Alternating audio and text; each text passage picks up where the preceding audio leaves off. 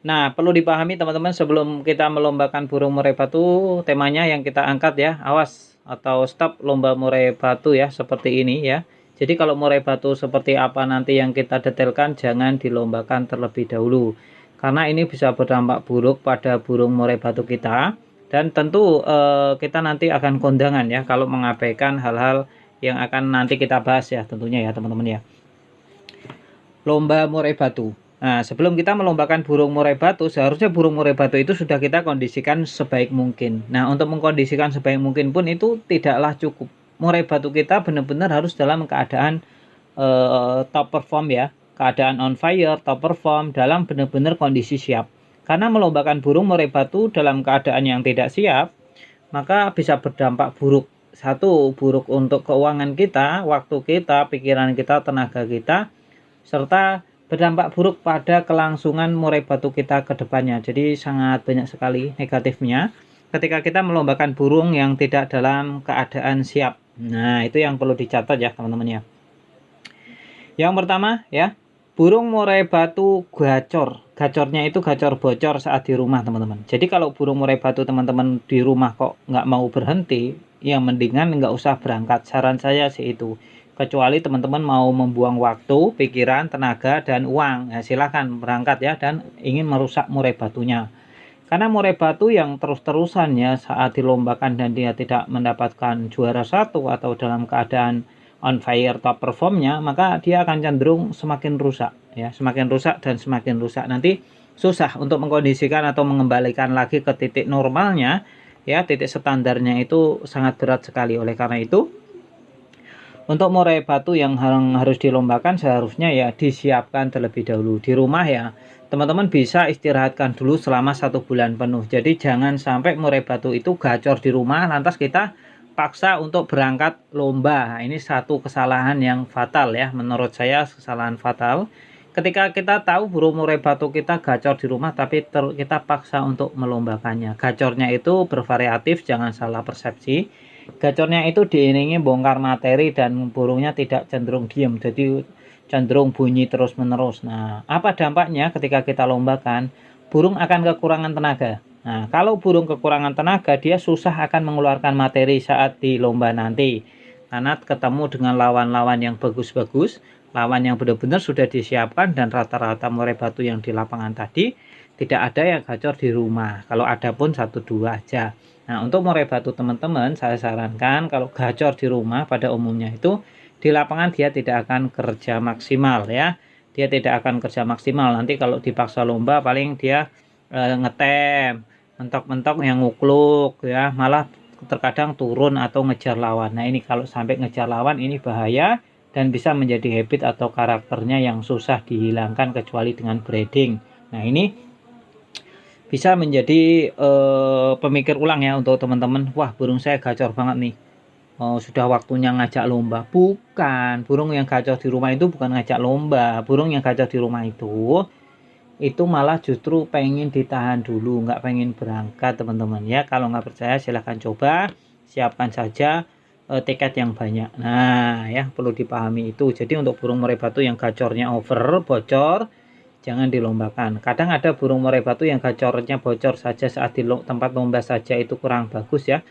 Jadi dia perlu dikondisikan di tempat jauh ya, baru nanti dibawa mendekat. Setelah mendekati sesinya naik baru bisa dempetkan ke tempat lomba. Itu pun jarang sekali yang bisa masuk ya, karena ya itu tadi dia sudah kehabisan tenaga terlebih dahulu.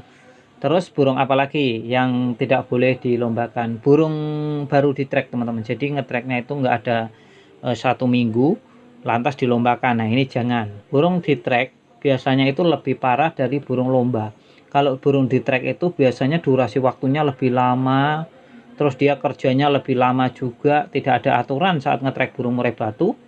Makanya berapa menit, berapa jam pun terlewatin gitu aja, nggak ngaruh. Nah, ini bisa menjadi hal buruk untuk murai batu kita. Lantas saya sarankan untuk murai batu yang orientasinya untuk kontes, untuk lomba itu tidak diperkenankan untuk di track. Nah, dari yang kecil-kecil seperti inilah ya teman-teman. Nanti kalau murai batu yang kebiasaan di track, biasanya saat dilombakan itu dia kerjanya kurang maksimal.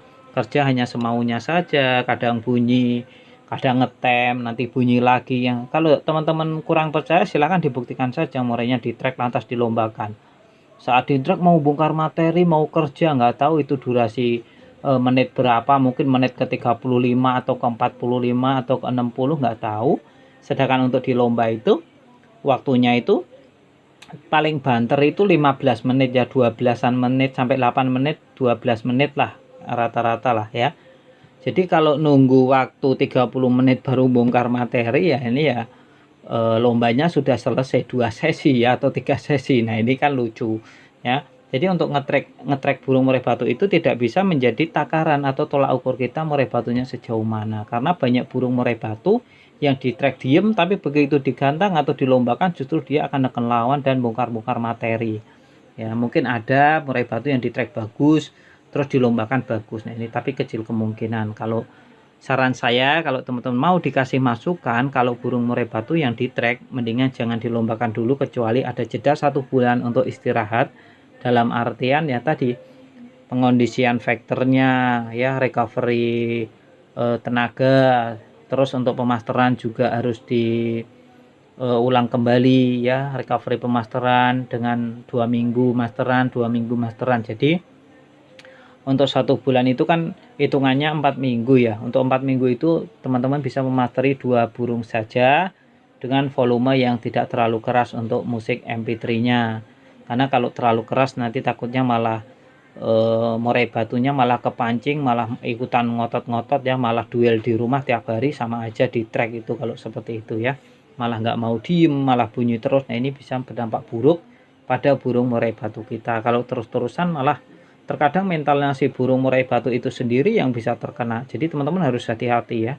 Dalam merawat burung murai batunya harus hati-hati, mulai dari pengerodongan, pengondisian juga jangan sampai diperlihatkan burung murai batu lain seperti itu ya. Untuk perawatan harian ini benar-benar harus dipastikan nutrisi, kondisi vitaminnya. Jangkrik yang lemes ya jangan diberikan. Jangan lebih sayang sama jangkrik daripada dibuang ya, tapi nggak sayang sama burung murai batu yang notabene jauh lebih mahal. Kadang ada teman-teman, wah udah beli kroto juga nih, taruhlah kroto saja, udah beli kroto masih banyak belum habis, sayang ini kalau nggak dikasihin, padahal itu kroto sudah beracun, baunya sudah apek. Nah, kita berikan saja ke murai batu kita, lantas apa yang terjadi? Nggak sedikit burung murai batu yang terkena kroto yang sudah berhari-hari dalam keadaan yang kurang sehat, burungnya berdampak negatif dan fatal, akhirnya tidak tertolong lagi. Itu banyak sekali. Awalnya kita menghemat kroto ya, sayang nih harganya mahal ya kok dibuang kan. Nah, kita berikan saja ke murai batu. Kita lupa bahwa murai batu itu lebih mahal harganya. Hanya sekedar menghemat kroto, kehilangan burung murai batu. Nah, ini sangat disayangkan sekali dan ini banyak terjadi. Itu ya teman-teman ya tentang murai batu, jangan dilombakan terlebih dahulu. Terima kasih, kita masuk ke penutup.